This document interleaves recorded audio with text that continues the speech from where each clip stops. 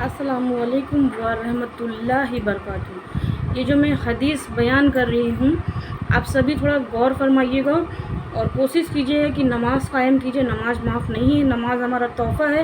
صرف 5 وقت کی نماز ہے۔ جس طریقے سے کیپسول کھاتے ہیں نا، اس طریقے سے نماز پڑھیے۔ نماز بیسٹ کیپسول ہے اور بیسٹ درد کی دوا ہے۔ تو سنیے، مبارک مہینہ محرم کا مہینہ شروع ہونے والا ہے، تو میں نے چند حدیث لکھا ہے، غور فرمائیے گا۔ 10 محرم میں ہونے والے بڑے واقعات۔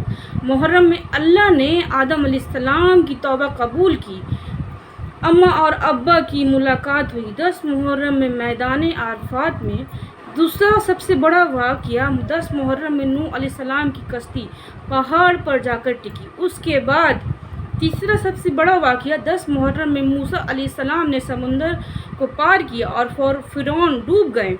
چوتھا سب سے بڑا واقعہ 10 محرم میں یونس علیہ السلام مچھلی کی شکم، مچھلی کی پیٹ سے باہر نکلے اور اللہ تعالیٰ نے ان کی حفاظت فرمائی۔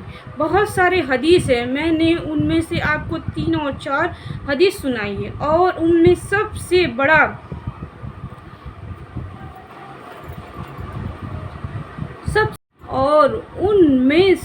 پر چھا گیا میرے نبی کے نواسے اور پوری خاندان کی شہادت۔ یہ کتنے بڑے خاندان ہیں، پہلے یہ سنو۔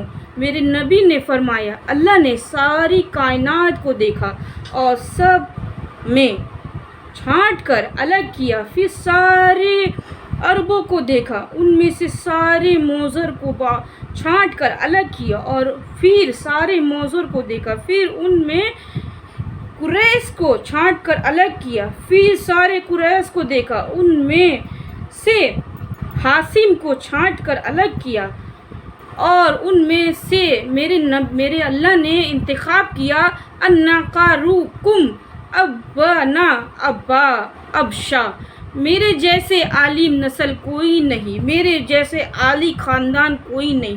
عبداللہ سے لے کر آدم علیہ السلام تک کسی نے زنا نہیں کی، سب پاک دامن ہیں، سب پاک دامن ہیں۔ میرے نبی پاکیزہ سلسلوں سے آئے اور ہر باپ کا مرتبہ روشن ہو جاتا تھا جدھر میرے نبی کا رخ جاتا تھا۔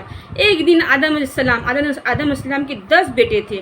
سیس علیہ السلام سے آپ کا سلسلہ نسل تک آدم علیہ السلام سے ملتا ہے، ان کا مرتبہ روشن تھا۔ آدم علیہ السلام کہنے لگے، بیٹا تیری پشت میں ایک امانت ہے جو تیرے باپ سے بھی زیادہ قیمتی ہے۔ وہ کہنے لگے، ابا بیٹا باپ سے زیادہ قیمتی کہاں، وہ کیسے؟ تو اس میں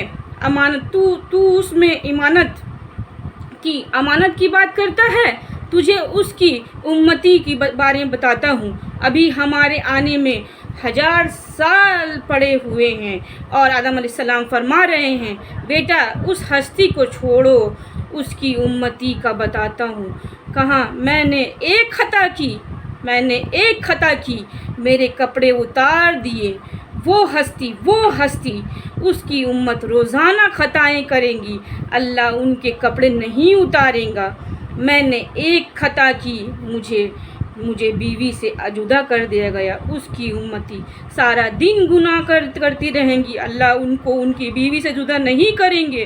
میں نے ایک خطا کی، میری مشہوری ساری دنیا میں بتا دی گئی، اور ان کی امتی سارا دن منہ کالا کرتی رہیں گی، اور میرا رب ان کی گناہوں میں پردہ ڈالتا جائے گا۔ میں نے ایک خطا کی، مجھے جنت سے نکال دیا گیا، وہ ہزاروں خطائیں کریں گی اور ان کی بخشش پا جائیں گی، وہ جنت میں داخل ہو جائیں گی۔ میں نے ایک خطا کی، میں نے 40 سال اللہ تبارک و تعالیٰ سے معافی مانگا، اس کے بعد میری دعائیں قبول ہوئی، اور یہ سب 10 محرم کے دن ہی ہوا۔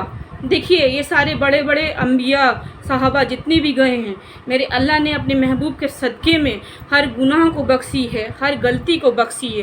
تو تھوڑا شرم محسوس کیجئے، 5 وقت نماز قائم کیجئے، ایک دوسرے کو دکھ تکلیف نہ دیجئے، سب سے بڑی انسانیت یہی ہے۔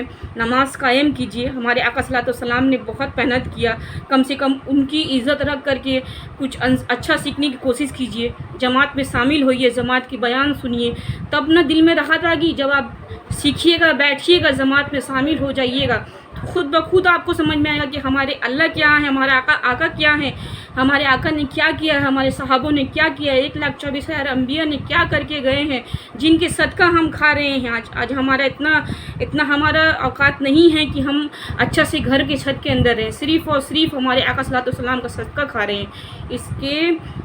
اس کے لیے سب سے بڑی مثال ہے میرے آقا۔ میرے اللہ نے اپنے آقا کو اپنے نام کے برابر رکھا ہے، لا الہ الا اللہ محمد الرسول اللہ۔